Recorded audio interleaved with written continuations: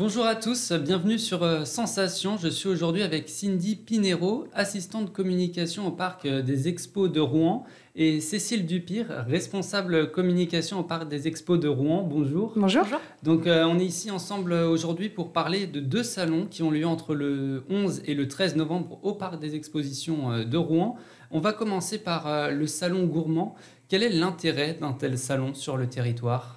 Alors, on le sait très bien, en France, on adore manger, on a une belle culture culinaire, j'ai envie de dire. Et en Normandie, notamment, on a beaucoup de spécialités et il y a vraiment un sens à avoir un salon gourmand sur Rouen. Il y a une mise en valeur des producteurs locaux lors de ce salon. Alors, on met en valeur forcément des exposants locaux, mais on ouvre également aux exposants de la France entière, parce que chaque région a sa spécialité culinaire. Et on met également en valeur un centre de formation qui est le lycée Georges Baptiste, le lycée hôtelier, qui se situe à Canteleu, pour justement mettre, je dirais, en valeur le début de la chaîne, donc la création, le service, jusqu'après la vente des produits finis. Donc de manière générale, quels seront les professionnels et les spécialistes qui seront présents ? On va du producteur au vendeur en passant par tous les autres métiers qui sont dans cette chaîne. Alors, on va avoir des producteurs, des chefs. Alors, ça part du chef cuisinier au pâtissier, au chocolatier. Il y aura également des grands chefs cuisiniers des restaurants locaux, donc comme le Cancan à Rouen ou le restaurant Philippe. Et il y aura également des biérologues et des itologues. Donc le parc des Expos de Rouen, il a la chance d'être à proximité de Paris, un peu moins de 2 heures en voiture. Est-ce que c'est l'occasion idéale d'accueillir des personnes qui viennent de la capitale ou même au-delà des frontières normandes ? Alors, à Paris, il y a des salons spécifiques, comme le salon du chocolat, qui existe. Et l'avantage du salon gourmand, c'est que ça regroupe plusieurs univers, donc vin et terroir, chocolat et plaisir sucré, et bière d'Ace, donc tout ce qui est lié à la bière. Et ce qui permet justement aux Parisiens, aux Franciliens, de retrouver plusieurs univers dans le salon gourmand. Donc oui, on accueille des Franciliens, des Parisiens, et bien sûr d'autres visiteurs qui viennent de régions voisines. Donc cet événement, il a lieu du 11 au 13 novembre, on l'a dit, c'est la 24e édition cette année. Est-ce que c'est un événement qui a réussi à se pérenniser sur le territoire de Rouen ? En effet, chaque année, on attend de plus en plus de visiteurs. Cette année, on a notamment 35 000 visiteurs attendus. Donc, on retrouve vraiment divers univers et ça attire énormément beaucoup de gens chaque année, en effet. Ce sont les mêmes producteurs qui reviennent chaque année ou tous les ans, vous essayez d'innover en ramenant peut-être plus de monde ou peut-être des choses, des spécialités qui sont un peu moins connues ? Alors forcément, il y a des exposants qui reviennent d'édition en édition parce que c'est des exposants qui sont attendus par les visiteurs. Mais on essaye, comme vous l'avez dit, d'essayer d'avoir des nouveautés pour éviter qu'il y ait une redondance, une lassitude de la part du visitorat. Et si on peut en citer un, cette année, il y a notamment Amy Biscuit qui fait des biscuits à message personnalisé qui est à Rouen. Vous avez réussi à fidéliser la clientèle au cours de ces 24 années ? Alors oui, on a fidélisé une certaine population dans notre visitorat. Et l'avantage, c'est comme l'a précisé ma collègue, le Français aime manger et savourer les bonnes choses. Et donc, ça se reproduit de génération en génération. Et notamment les familles qui viennent avec leurs enfants sur le salon pour faire découvrir des nouveautés aux futurs consommateurs qu'ils seront. Justement, vous l'avez dit, les Français, ils aiment manger, boissons, produits sucrés, produits salés. Il y aura en tout plus de 250 exposants qui feront le déplacement pour présenter leur stand. Comment ces exposants ils ont été sélectionnés ?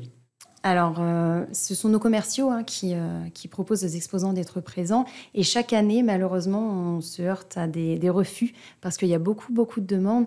Mais l'objectif, c'est de pouvoir proposer aux visiteurs un panel large. Et donc, on préfère réduire un domaine particulier plutôt qu'avoir X exposants qui proposent le même produit. Donc, on essaye d'avoir une complémentarité dans les exposants et dans les produits à vendre. Et donc, vous piochez essentiellement sur le territoire normand où vous accueillez des exposants qui viennent de toute la France ?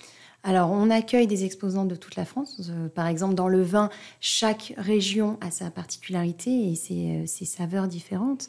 Mais il y a tout un parcours normand qui est proposé donc, sur le salon.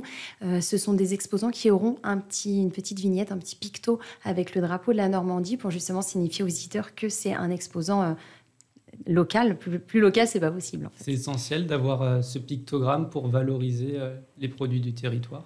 Alors, c'est une question d'image et certains visiteurs aiment consommer du local. Et puis, on a tous au cœur de nous une petite partie on est chauvin, hein, le français est chauvin, et donc on aime bien consommer du normand. Oui, forcément, quand ça vient de proche de chez nous, c'est tout de suite plus simple. Est-ce que ce salon, c'est un bon moyen pour montrer la force de la Normandie en termes de production locale ? Oui. Forcément. Donc, c'est ce qu'on disait. Donc, on essaye d'avoir des exposants locaux, d'avoir des chefs normands, et même parfois rouennais. On met en valeur également les formations locales. Donc, en plus, en Normandie, on a 2 lycées hôteliers, donc Georges Baptiste et celui qui est à Louviers. Donc, voilà, on essaie d'avoir un panel large et favoriser l'ensemble de la chaîne de la consommation alimentaire, culinaire et tout ce qui est boisson, pour justement que le visiteur se trouve satisfait dans sa visite complète du salon. Pour nous faire saliver un peu, est-ce que vous pouvez nous donner quelques exposants qui seront présents ? Vous avez parlé d'imi-biscuits, vous avez parlé de chocolat, du fromage, de charcuterie. Il y aura encore plus de choix, j'imagine. Oui, on peut retrouver par exemple l'ortie, où cette exposante propose du thé à base d'ortie, donc ça change un peu de l'ordinaire. On peut également citer Caravanille, qui propose une spécialité pour le coup qui n'est même pas française, une spécialité hongroise. Il y a également une exposante qui propose des tisanes à sucer. Donc en fait, ce sont des petits bonbons à sucer avec toutes les vertus des plantes comme des remèdes de grand-mère. Et des produits assez originaux donc. Et donc dans le même temps, le salon Beer Days s'invite également au parc des expos de Rouen. Donc ce sont 2 salons différents qui ont lieu dans un seul et même endroit. Alors, c'est 2 salons, mais avec une entrée commune. Donc, si vous venez avec une entrée gourmand, vous pourrez accéder au salon Beer Days et inversement. Donc, ce sont des salons complémentaires, forcément. Et c'est la 3e édition du salon Beer Days cette année. Et donc, le salon Beer Days, son nom l'indique, il tourne autour de la bière. Est-ce que la région compte de nombreux brasseurs au savoir-faire insoupçonné ? Oui. En effet, cette année, on a plus d'une 50aine de brasseurs, dont 15 qui sont normands.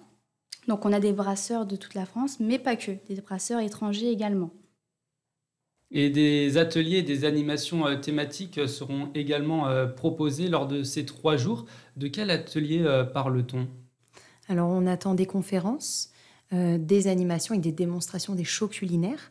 Et il y aura également un concert exclusif sur la nocturne de Beer Days. On a une nocturne de Beer Days donc le samedi 12 novembre avec un concert exclusif de Will Barber, donc chanteur qui était sur The Voice. Et évidemment, à la fin des ateliers que l'on propose, il y aura des dégustations.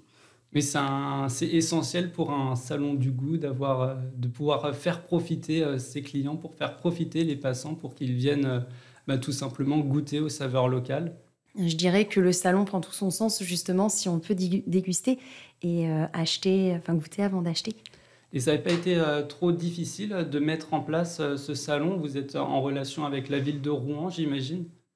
Oui, de toute façon, on agit avec les ressources locales et donc on arrive à se créer un réseau et notamment sur les différentes collectivités qui peut par exemple nous orienter vers un exposant plutôt qu'un autre. Et s'il y a quelque chose à ne pas manquer lors de ce salon, quelque chose qu'on ne doit pas rater, ça serait quoi ? De venir.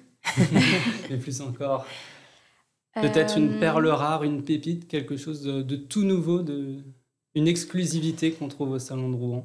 Alors, la grande exclusivité de cette année, forcément, c'est la présence de Will Barber avec le concert. C'est la première fois qu'il y a un artiste qui vient faire ce concert-là. Ensuite, concernant la nouveauté, on accueille Brew Society, donc qui est birologue zytologue et donc qui va pouvoir présenter la spécificité de la bière, la complexité également, parce que c'est une ressource pleine de secrets. Donc, il va animer toute une conférence là-dessus. Et l'alcool, je le rappelle, est à consommer avec modération. Tout à fait. Merci Cécile Dupire. Et j'ai oublié le nom, excusez-moi. Cindy Pinero, c'est ça, d'avoir été avec nous sur Sensation. Et l'émission est comme toujours à retrouver sur notre site internet.